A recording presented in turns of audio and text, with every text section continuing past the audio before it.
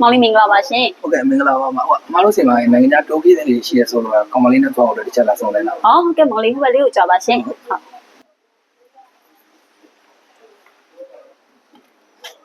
အဲ့ဒီတော့ဒီအမေများဒီသွားရောက်ချင်နေကြတဲ့နိုင်ငံခြားထိုးခီးစဉ်လေး။ဒါကြောင့် The Dream ကနေပြီးတော့စတင်စီစဉ်ပေးလိုက်တဲ့ပထမဆုံးနိုင်ငံခြားတိုးခီးစဉ်လေးကတော့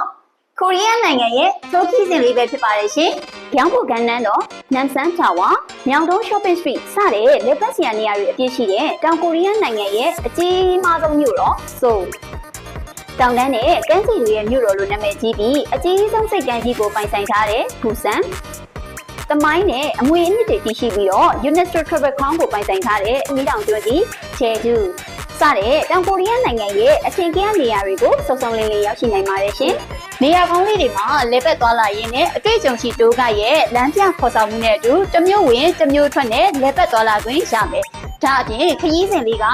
2026ရဲ့နှစ်စဖေဖော်ဝါရီလအစမှာစတင်ထွက်ခွာမှာဖြစ်တဲ့အပြင်လူဦးရေကလည်းအကန့်အသတ်နဲ့ဆိုတော့အေးအေးဆေးဆေးသွားရောက်ချင်သူတွေအတွက် The Dream Travel and Tour ကိုဆက်သွယ်ပြီးခရီးစဉ်လေးမှာလိုက်ပါဖို့အတွက်ဖိတ်ခေါ်လိုက်ပါတယ်ရှင်။လူချင်းမင်းတို့ရဲ့အိမ်မက်ခီးစဉ်တိုင်းအတွက် The Dream Your Best Partner